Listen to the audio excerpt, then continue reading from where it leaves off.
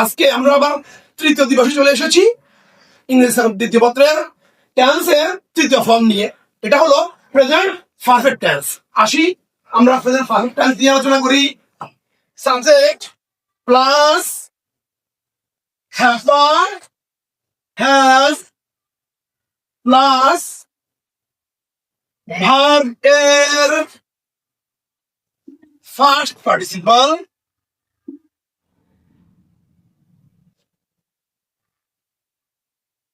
ভার্বের first participle plus object. আরেকবার subject plus have বা হ্যাজ প্লাস ভার্বের ফার্স্ট পার্টিসিপল প্লাস অবজেক্ট। তাহলে আমরা উদাহরণ মাধ্যমে দেখতে পারি, গত ক্লাসে সাবজেক্ট ছিল আই, খেয়াল করো সাবজেক্ট ছিল আই, তার সাথে হ্যাভ, আইর সাথে বসে হ্যাভ, আইর সাথে বসে have. I have eat, E-A-T, eat and eaten, E-A-T-E-N, eaten rice. I have eaten rice. মূল ভার্বের first participle eat and eaten, তাহলে এখানে মূল ভার্বের ফার্স্ট পার্টিসিপল হচ্ছে eaten. I have eaten rice.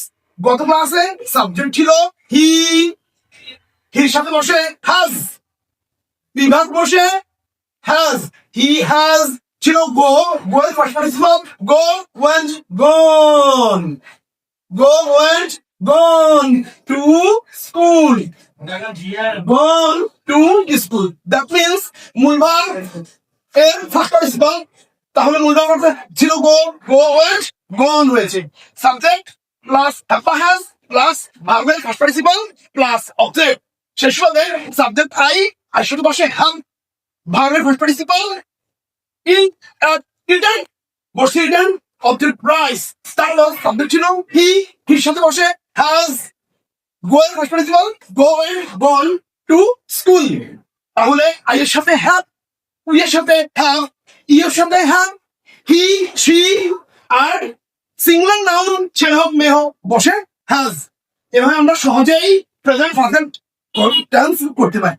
ওকে, আজকে শেষ।